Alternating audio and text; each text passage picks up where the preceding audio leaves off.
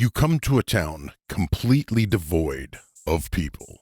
Tonight, let's add some story and depth to a town as we populate it with interesting characters. That's how we roll. That's how we roll. That's how we roll. That's how we roll. That's how we roll. That's how we roll. That's how we roll. That's how we roll. That's how we roll. Welcome to the Goblins Corner. My name is Eric. And I'm Matt. And tonight, We're talking about populating a town with NPCs. we've done a couple of world building episodes lately, and tonight what we're going to do is a fun exercise based off of kind of our exercise in World Building 101, Sure. the previous episode. So tonight we're going to build out some NPCs in 4 different locations. We're going to have a waypoint, We're going to have a hometown, we have a major metropolis. and we also have a plot point or location. That's right. There's a lot of different reasons why we would create an episode specifically on just creating NPCs for a couple of locations. First off, somebody requested us do this. Right. I was asked if we could do what, and we like making NPCs. Yeah, we aim to please, right? Cities and towns don't exist without people in them, so it's kind of important to have that. And as a DM, you need to know how to make NPCs. It's tough to role play with an empty building. And finally, we just enjoy world building. Yeah. It's a lot of fun. And you're going to enjoy it with us as well. Let's dive in, shall we, Matt? Let's. How would we get started first off? There are going to be a few questions that you need to ask yourself to determine what sorts of NPCs you need. Okay. What is the purpose of this town or location? So the location type that we're Right. building for. Yeah. And this can be, as we mentioned, it doesn't have to be these 4. It could literally be a dragon's cave It could. or a monster city. That'd be kind of fun to come up with NPCs for a monster city. We really need to just live stream building a monster That's going to be city. its whole episode. Yep. We're going to do a whole episode on just NPCs for a monster town. Starting towns are good. Quest locations, plot points, hometowns, anything really story related for your characters. In some cases, if you have had a very combat heavy game and you just want the stopping point to be filled with people that your players can actually get the opportunity to role play with because they've just been bashing for the whole episode, Got to have some NPCs. you got to have some people. Yeah, got to have some people. How long will the characters be staying in the location? That's another question you want to ask yourself, because if they're only going to be rolling into town for the evening, you just need the barkeep and a couple of villains they can rough up. Well, and also you don't need the characters to have a 4-page backstory, right? Right. It's just not necessary. We prefer the KISS method. Keep it simple. How invested do you want the players to be in the location? Some of this can depend on the players themselves. Sure. As we're very much aware, you will come up with a ridiculous NPC at some point in your DM career, and you will find the players adopt that NPC and buy it things. Yes. Creating NPCs while sleep deprived will create a train of people who follow your party along. Kind of like the door golem that I had named Dave. Andy. Andy the door golem. Yeah. That's right. Yeah, he was cool. He just wanted to chill out, catch some waves. Don't know why the door golem was a surfer, but I don't either. Man, you man, can't come in. everyone just kind of just get along, all right? I'm acting as the jail cell door now. He Exactly. was so cool. So simply put, the more important this location is, the more invested you need to be in the people that are in this location. Yep. You've got to make it interesting. You've got to have your players want to be there. Absolutely. Something else to think about is what story hooks do you want to inject into this town?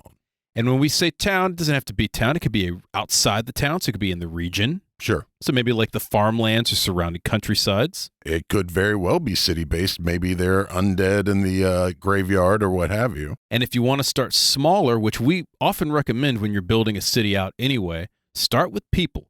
Come up with a couple of people, have those story hooks for specific individuals in your location. The barkeep. Barkeep always has a good quest for you. Gotta love a good barkeep. They're all ex-adventurers, man. They got a sword behind the bar. They've got a stick and a shield called Law and Order. I was thinking, can you imagine starting a campaign with a murdered barkeep? That'd be horrible. Adventures from miles around would seek the murderer. The town just gets flooded with adventurers, and that's half of what the players have to deal with. How dare they? Yeah, they have to deal with the adventurers seeking revenge, and they also have to figure out what the murderer who actually killed the barkeep. That'd be amazing. I love that idea. All while dealing with the economic collapse of the town because of all of the gold that has come flooding in It's the town. only bar in town. It's a small town, and it's the only bar in town. And all the job boards were posted there, so they've closed up the shop. Barkeep's daughter closed it up, right? That would be wild. She can't handle it. She's like, we gotta get to the bottom of this. Sure. Maybe people are paying for his res Yeah. because why wouldn't he? You can't have all of these adventurers like roaming the countryside with no place to drink. That's a bad plan. Yeah, it'd be chaos everywhere. So when you're creating an NPC, you really only need a couple of things. Matt, what are some of the qualities you need for your NPC? A name is a good place to start. Always helps. And there are name generators for those of you who can't name PCs like myself. Right. I'm terrible at that. Just hit up the name generators, make a huge list of different types of names, and that way you'll have them handy. You also need some sort of description, right? What do they look like? Species, gender, maybe what kind of clothes they're wearing. Size. I mean, Yeah, some kind of expression on their face. speaking of which, emotion or personality towards the PCs. Right. So some examples might be like the gruff barkeep, A plucky newbie adventurer. the battle-worn and recently drowned paladin. Now, these are just adjectives, but usually when you use certain adjectives, there's a mental picture that comes with them. And that's what we're going for. Right. We want a mental picture of that character in just a quick sentence. No, you don't have to write War and Peace here, just a couple of words so that the people who are playing get an idea in their head of who they're dealing with. Right. There's no need to Robert Jordan this. Just keep it simple. Well put. Something they should have is some kind of goal. Goals are interesting. What do they want? It can be one thing, or you can have a couple of goals just in keep in mind. Maybe they want world peace. Maybe they just want to get a drink from the player characters and they'll give out their secrets, right? Yeah, maybe they're just trying to retire. Maybe they're just trying to retire. They've seen too much. They've already had to fight a predator, and this is his last day on the job. Sure. And They're getting too old for this. shady Los Angeles. Yeah. Yeah. There's fires everywhere. Finally, you need some sort of quirk. Quirks can be not just personality quirks. They could be magical quirks. They could be Behaviors. plot quirks, behaviors, just something that makes them a little different than the people around them. And in some cases, a lot different. It's something that stands out when you're describing the scene for your characters. Maybe the guy in the back of the bar, he's flipping a coin between his fingers. Yeah, he's just dexterous. That's just his nervous habit. Or maybe he is just silently carving something, some sort of arcane sigil into the bar. That's a whole different kind of feeling when you get that. Maybe he's just an old man coal carver. Oh, he's carving some coal. Yeah. Good call back from our, what was that, our fantasy? What, our fantasy winter episode? I think so, yeah. Okay. So think about a quirk. It could be something, again, behavioral. It could be magical. Maybe they're secretly a monster. Doesn't matter. And then if you really want some history for your NPC, you can write it. But just remember, you don't need it unless the NPCs do a deep dive. Right. If you're going to stay there for a while, then make up some history for your NPCs. If the players are going to be gone in the morning, don't bother. If the PCs adopt the rogue Modron that just happened to tag along with your party, give it some history. They're going to adopt the rogue Modron, by the way. Why wouldn't you? It's chaotic. Sure. It's got all kinds of crazy stuff in its compartments. I remember. It's a slod secretly controlling the Modron from within. Oh, the tiny pink slot? It's a tiny little pink slod just cranking gears in that Modron, and no one suspects a thing. That would be amazing. That would be great. I'm putting that in my game. That's canon now, my friends. Rogue Modrons have tiny little slots in their brains just pulling gears. That's awesome. All right. Let's give some examples of NPCs and a location type. Okay. The first most common type of location type is a waypoint. Someplace in between someplace else. In a lot of games, your players are traveling from place to place, and they stop someplace for the evening, right? Could be a tavern, could be a battlement, like a military type encampment. I mean, it could be a haunted, abandoned mage tower, but that doesn't help for this. It could be populated by NPCs. Oh, nice. That'd be kind of fun. It would be. But we'll go with the one-horse town motif, right? Sure. The way station. In general, you'll often have a stable, right? Because people have horses in fantasy games. And when you ride up, the first person you are likely to come into contact with is the stable hand. Yep. And by the way, for all of these NPCs, we've got a little bit of personality, some goals, and some quirks. Feel free to use this stuff and change it however you like. Yeah. A lot of times you can match quirks with goals or with personalities, but you don't need to. Now, you can make those vary widely. You can roll a chart, mix and match, come up with something on your own. Traditionally, stable hands tend to be young people. Once again, that is a trope you can keep or throw right out. You can have an old stable hand if you want. That's fun, too. Back in my day, the horses were bigger. That's right. I used to shoe 50 horses both ways in the snow. So, personalities for these guys. What if they're scared of animals, but this is their job? Or scared of the adventurers because they're adventurers. Sure. They could be shy. Of course, they're more comfortable around animals than people. Makes sense. They could be super friendly. Yeah. Hey, guys, how you doing? They could be filthy because they're around animals. Yeah. Or they could just be secretive, just like furtive, always like peeking around corners and stuff. So these personalities are vastly different, and they should give you a mental image of what this stable hand looks like. Yeah. Notice we're not doing a full description at all. That's for you to come up with. What are some goals that a stable hand might have? If they really like working with animals, maybe they want to own their own ranch someday. Maybe they just want to get away from the stable. Yeah, maybe they don't like being here. Filthy. They're tired of being. They want a bath and get the hell away. Maybe they want to meet a unicorn. They want to meet even crazier animals. And if they're a young person, they just want to get laid. It's a driving animal goal. That is 100% true. Now let's talk about some quirks for the stable hand. Maybe they're an animal whisperer. Oh, they just know what's wrong with the animal just by looking at him and talking to them? Yeah. That's cool. I love the idea that this is when I wrote this down, my first thought was they can actually speak with animals, but they don't understand them. I think it'd be hilarious if one of the adventurers rolled in on an owl bear and the stable hand just kind of, without even missing a beat, starts, brushing its feathers or doing whatever. Like, you're a good boy, aren't you? And the owl bear just understands. They're like, PCs are like, this has never happened. Normally he tries to eat the stable hand, and the stable hand's like, who's a good owlbear? Yeah.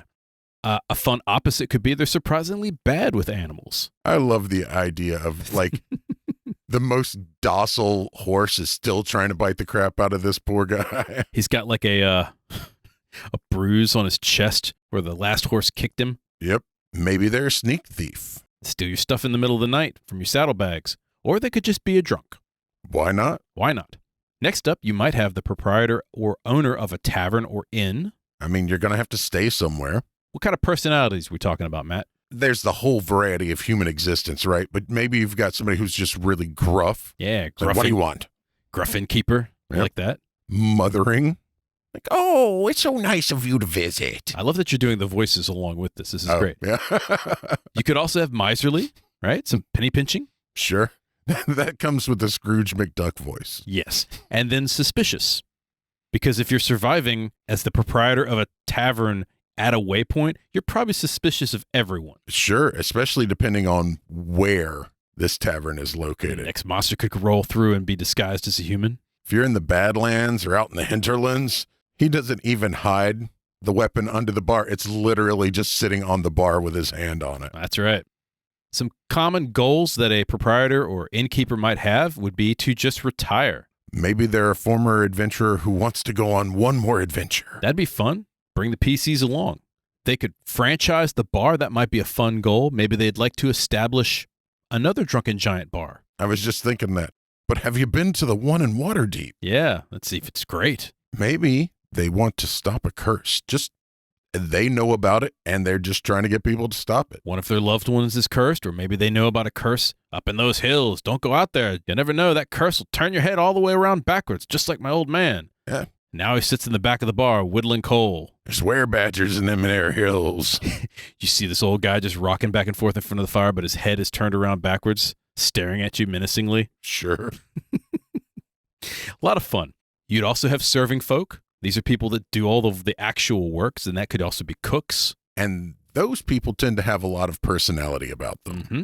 Some common personality quirks could be flirty, Sure. I mean, that's like the huge trope.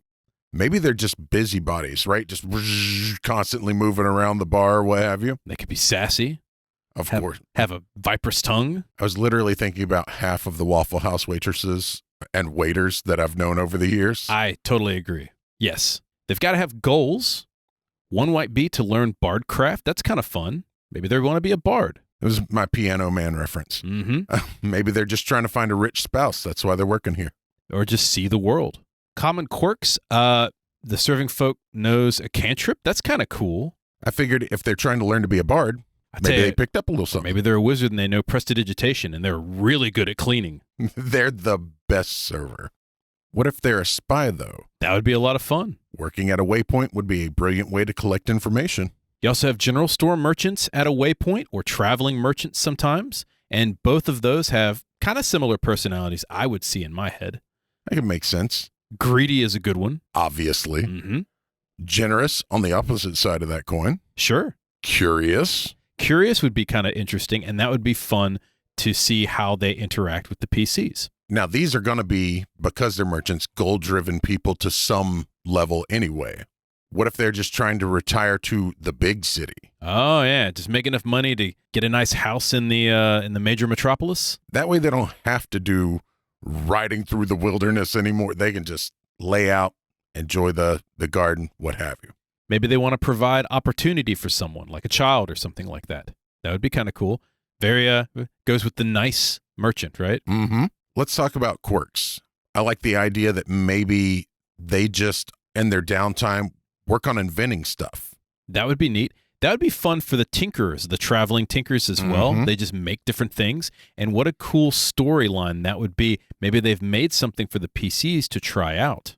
Oh, nice. R&D. Yeah, a little side quest action going on. I love that idea. I didn't even think about that. What if they're just, you walk into this shop and it is super orderly and spotless. And our murder hobos screw it all up.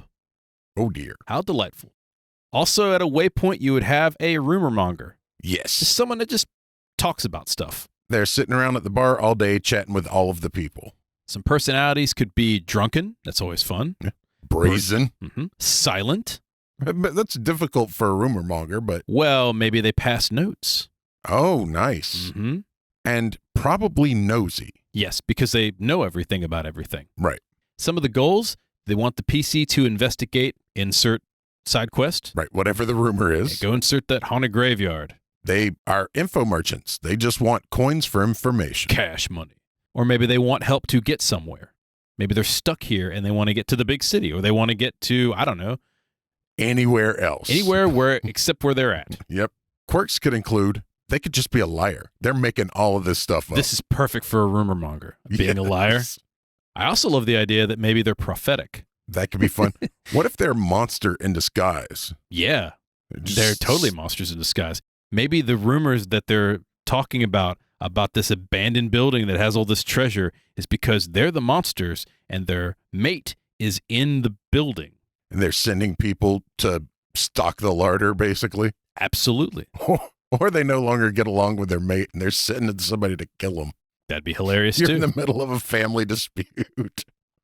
I mean, sometimes it takes a murder to fix a family. We're going to dive off this train of thought for just a second with what, Matt? It's time for the question of the week. Okay, what you got for me this week for the question of the week? This one's tenuously connected. Tenuously, huh? Since we're fleshing out a town, give me one great secret in a city that you are either currently building or have built. I've got one in a city that I've built that you actually played in, Mm-hmm. and you will know it. I don't remember the city's name right now, but it was the city of lore keepers, Mm-hmm. and it was a great library where they collected information across the realm.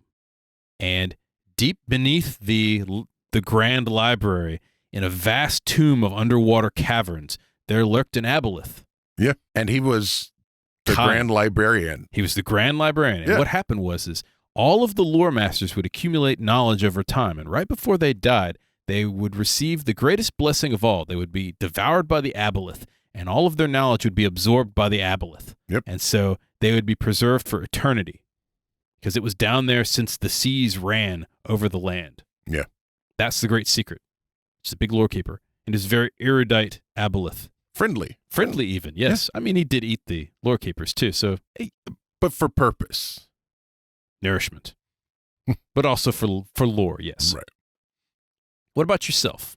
So I have been considering having a little kid in one of the cities that I'm making who is having prophetic dreams, but because he's a little kid, he keeps telling people in a little kid way, so nobody believes him. And it's going to take time for people to pick up on the fact that everything that he's saying is happening. He's currently predicting the apocalypse or some great war, and everyone's like, all right, kid, just go back to bed, drink your Ovaltine. And he's having nightmares. Every night. Yep. Yeah. And the signs start streaking across the sky. Exactly. There's like, I'm sorry, I just picture like the moon turns red, but he's already had that dream, and people are starting to pick up, wait a minute, where did we hear that from? Meanwhile, the kid's tugging at his... That's the one. That's the one. Yeah, he's tugging at his trousers. He's trying to tell him what's going on. He's like, shut up, kid. Yep. That's exactly we how need I adventurers picture it. to figure this stuff out. That's great. I love that. We're always interested in your answer to the question of the week. And if you have one, hit us up at Goblin's Corner on all of the various socials. And of course, if you're watching YouTube, you can do what, Matt? You can comment down below. That's what it's there for. That's right. So we're talking about populating a town with colorful and interesting NPCs. And we've already done the first location, which was a waypoint. Sure. Now we're going to talk about a character's hometown, because out of the various places you're going to throw into a D&D game, their hometown should be one of them. I agree. They're lots of fun.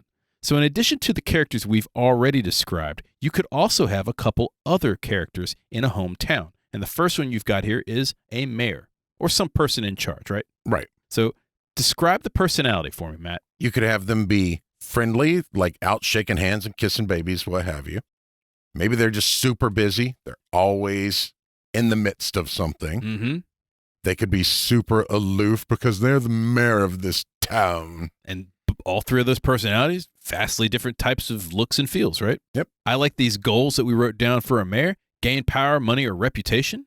That tends to be anybody in power, really. Sure. They could be trying to expand the influence of the town. Maybe it's a small town. Mm-hmm. So it's your hometown, and the PCs would be invested in expanding the town as well. Again, insert side quest, folks.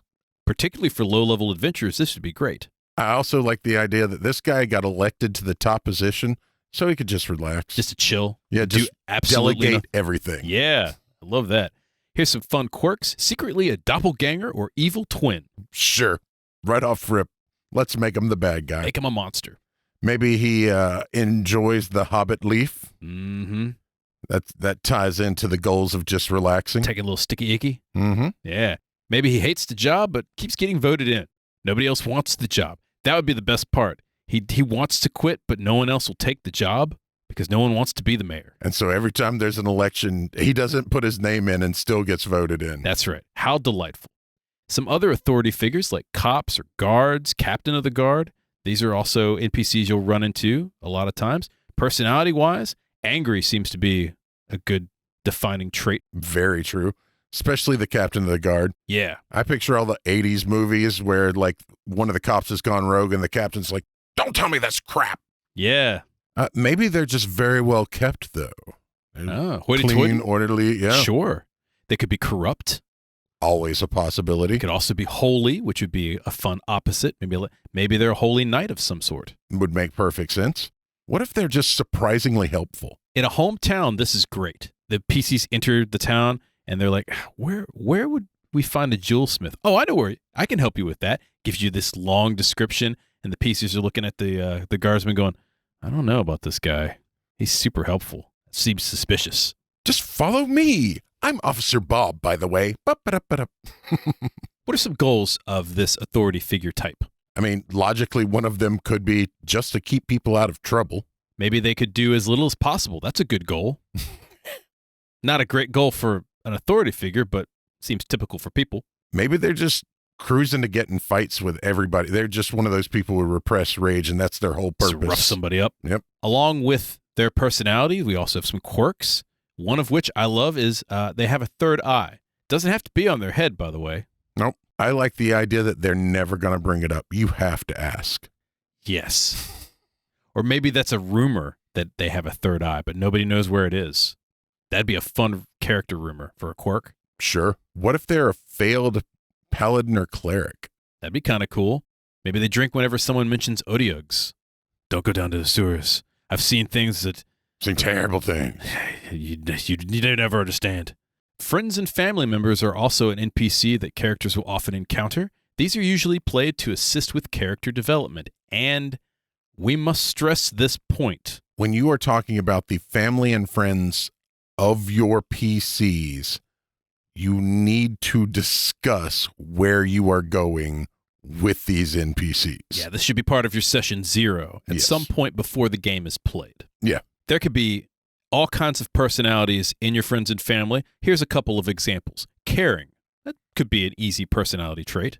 Yeah. If they have a less than stellar relationship, maybe they're just horrible people. Just bad people, right? Bad siblings, bad parents, and so bad relatives. Yeah. Could be self-absorbed. They could be sickly and dying. Dying, yeah.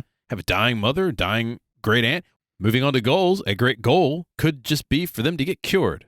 What if they're trying to pay back a debt, whether it's a debt to a lender or a debt to one of the PCs that saved them when they were kids or what have you? That would be a lot of fun. Now, we intentionally left the quirks blank on this because, once again, this is something like I feel like the PCs should fill in the blanks on what makes these NPCs interesting or different. So our recommendation is to base that on maybe the character that's playing, or you could go in the opposite direction as well.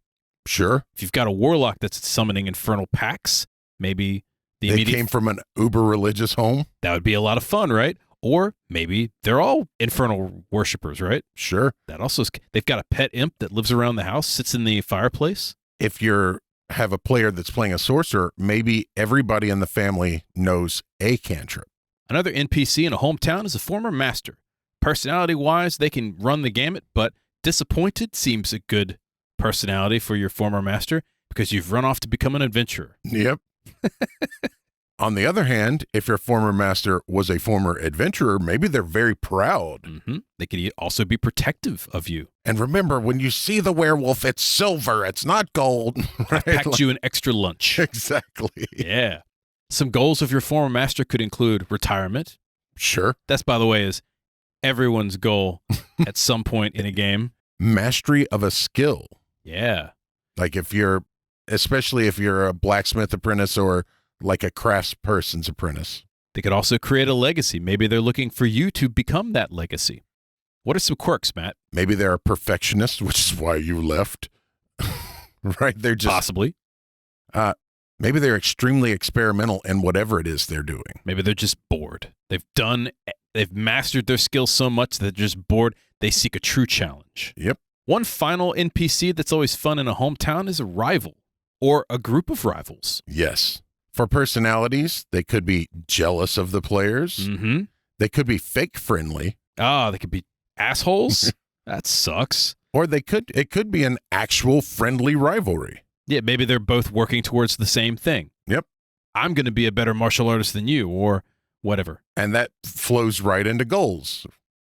Their goal might be to beat you. Mm-hmm. Or be better than you. Or simply to be the most famous or the best at a thing, which requires them to be better than you. And this could turn out to be a fun NPC in that later on in the campaign, they might come back and you have this really awesome, I don't know, like death scene where one of them gets killed. Or they could be an awesome ally. Powerful ally, yeah. Maybe you become a famous adventurer and maybe they take over the city, right? Or lead it. Sure. And so now you've got someone to help you out, right? That'd be a lot of fun. Yeah, those are all really good. Some quirks can include they're dedicated because they want to be better than you. They could just be lazy and they're rivals because they're jealous of you. And then a final one that we have is a secret admirer. Maybe they look up to you secretly, but they will never admit it. Yep. That's every anime rivalry that I see in my head. That was completely intentional. Yeah. Our third location is some sort of quest or plot area. And this can be, depending upon where you are, a lot of different places. And we've got 2 NPCs in mind for this. And we could have done a lot more, but... Depending on what you've got going on in your game, there's like hundreds, thousands of options. We're just giving out a couple of ideas to give you, something to work with. Exactly. So the first one we have is a mystic, old man on the mountain. This can be often a NPC that delivers information or enlightenment, and they're usually in some kind of remote location. Right. Doesn't have to be a mountain. Right. Could be in a dirty sewer. Depths of a forest. Anywhere. In the belly of a whale. Yes. That would be kind of, do you see an aesthetic just living in the belly of a whale? There's Sahagin hanging out. They're all playing cards. Feeding off a plankton soup. Precisely.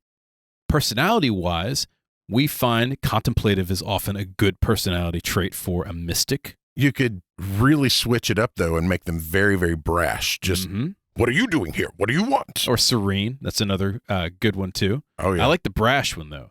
And then I'll also kind of double up and say, since they live by themselves, they might be filthy. Sure. Just completely unwashed. Mm-hmm. As for their goals, the most common one would be to seek enlightenment. Or teach others. That's another good one. Another option is to avoid people like the plague. Because they're a mystic, they're trying to seek enlightenment. They don't want to be around others. Right. And you have to find this individual. They want to be a hermit. Quirks. All kinds of fun quirks with a mystic. I like the trope of maybe having a super long beard and there's like animal bones or something stuck in it from their last meal. Sure. Maybe they're a nudist. Oh, yeah. They just go in the buff. Yeah, they eschew worldly clothing. Maybe they talk about unladen swallows and airspeed. What is your quest? I do like the idea that the old wise man that somebody has sent you to is just absolutely bad. Just completely bonkers. Yes. Talks in riddles. Another interesting quest type NPC is a dragon. Sure. Surprise, we're throwing a dragon in tonight. And in this case, the dragon is most likely a patron, a rival, or a powerful ally. Because if it's an assailant, it's no longer an NPC, it's an encounter. Right. What kind of personality do dragons have, Matt? They are often arrogant. Mm-hmm. Depending on the type of dragon, they might actually be lonely. And that would be a really cool kind of mental picture for this lonely dragon. Particularly like brass dragons, they like to chat. Emerald dragons also. Loud, because they're big. Sure. Maybe they speak really loudly. It just echoes throughout the chamber or their cavern. Maybe they're gregarious. Talk you to death. Yep. Brass dragons, definitely. I get you like that. Common goals could include acquiring fat loot. All dragons like loot. Maybe they're just trying to find another dragon to make babies with. It's entirely possible. What if they're trying to open a portal to someplace? Yeah. The plane of unlimited loot. Maybe they just want to own the world. Just want to just control everything. Typical red dragon behavior. That's right. Fun quirks can include spell tattoos on their scales. That could be fun. That was actually a template in 3rd edition. Mm-hmm. What if they speak in rhymes or riddles? Maybe they have a filthy, and I mean filthy cave. Like filthy enough that there's Odiogs living in the cave? Yes. And my favorite quirk, which we were laughing about earlier, they care for many different cats. They have a whole horde of cats. This is awesome, by the way. Can you imagine? The adventures roll in, and you see this dragon just setting out tiny little bowls of milk and food for their cats. Hundreds of cats. And I love what you said earlier. It's not all small cats. It's anything cat-like. Yeah, cats, tigers, smilodons, lynx. Tressum. Sure, there's tressum flying around. The occasional tabaxi. Just pooping everywhere.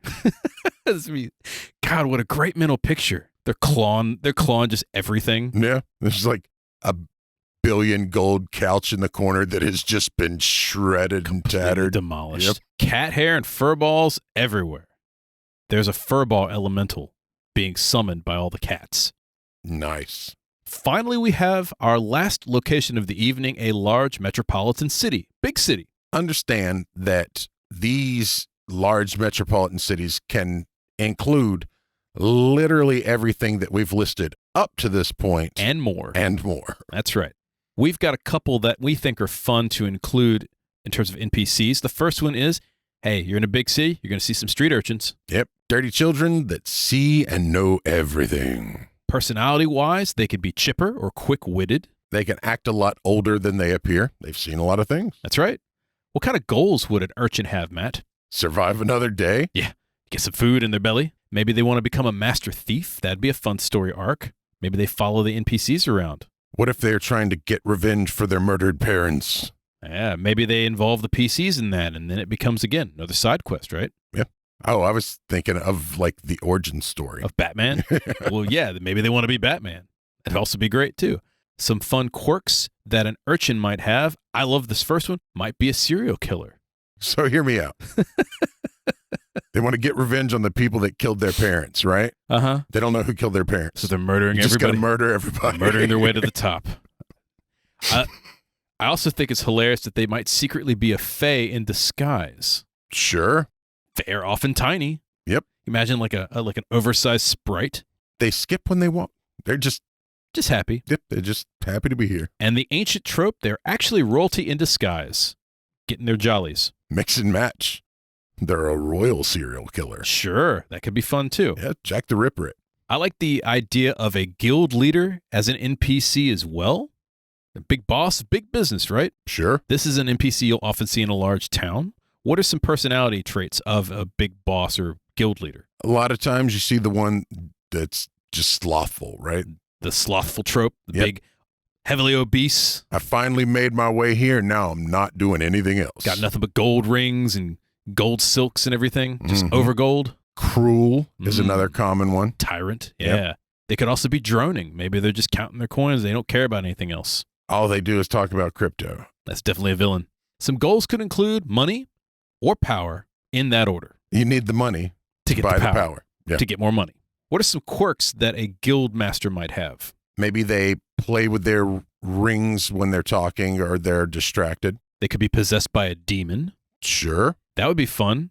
Some kind of demon of avarice. What if they are a guild boss that is secretly working for a rival guild? Trying to bring the current guild down. Yeah, they're just leeching power out of it slowly. Yeah.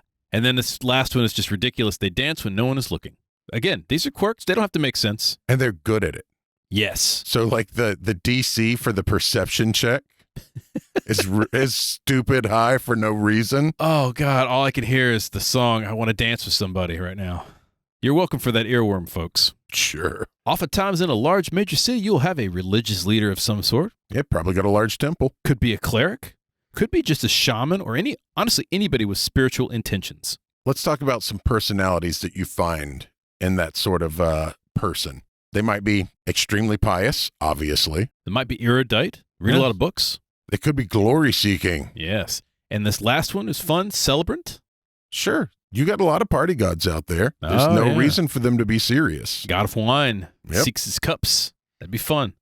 Some of the goals could be tend to the faithful. Destroy undead. Mm-hmm. Stop an apocalypse or some kind of apocalyptic undertaking that has religious tones. That's important. But also, maybe their goal is to drink wine. Yeah, get drunk. Quirks could be talks with a speech impediment. Maybe they just reek of incense. Just funky. Well, I mean, they've been burning incense for the past 73 years. Permeates their body and their clothes. Yep. That's an interesting quirk. Maybe they speak to the gravestones at night, either in a creepy way or in a very serene, Careful. Yeah. caring. Like caring. Yeah. What if they dream of the future? Mm, It's the 7-year-old that grew up. there you go. Now he's a church leader. That's how it works.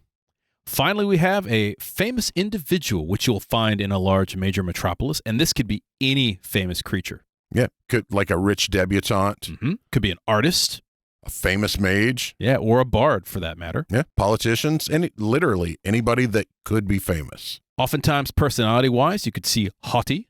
Sure. But they could be kind. Could also have a depressed famous person. Artists. Yeah, famous artist, yeah. Maybe they are very flamboyant. The bard certainly is. That'd be a lot of fun. Goal-wise, they have many different ones, one of which could be compose a magical sonnet. Maybe they need specific materials, Oh, that makes sense. like ink from a kraken or something like that. Sure. You got to go out and see and go drag that kraken to ground, drain it for ink. If it's a rich debutante, maybe they just need more sycophants and admirers. Yeah, they just need an entourage. Yeah, their entourage is too small. They need more. Maybe they'd like to become royalty. Maybe that's a goal. And so they're looking to marry off. Or maybe, just maybe, they're looking to run away to become an adventurer. Mm-hmm. And now you've got an NPC in your group. Yep. That's a lot of fun. that you need to keep alive. Yes. Because they're famous. And if they die, it's on your head. Yep. Quirks could include they have a magical loot that has all the talent. They're a terrible bard, but the loot is magic. They suck, but the magical loot allows them to be great. They have the pick of destiny. Yes. They are secretly poor. Not a rich debutante, not a famous artist. They're just broke. They could be secretly a cultist. Sure. Lots of famous people get into strange cults. Imagine. Gonna leave it alone. Maybe you dangled the bait. I'm not taking it. Maybe they're an ex-adventurer. And why wouldn't they be? I mean, it's a good way to get famous. That's true. And now all they got to do is stay that way. So there you have it. 4 different locations with a whole bunch of NPCs and some examples that you can use to create and flesh out your town. These are just a few examples. If you guys would like us to do more or have something specific you'd like us to cover, feel free to let us know. We'd love to hear it. Yeah, we love making these type of episodes anyway.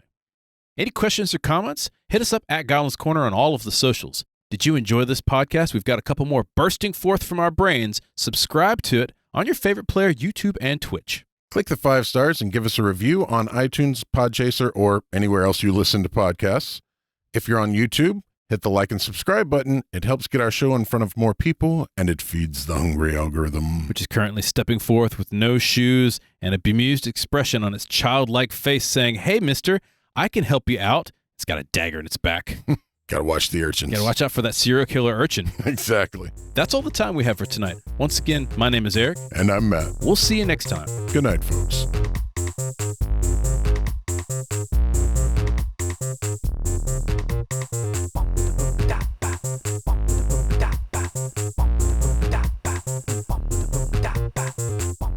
The Goblin's Corner has been written and produced by Eric Holden and Matt Staples. Music by D20. This is a Subterranean production.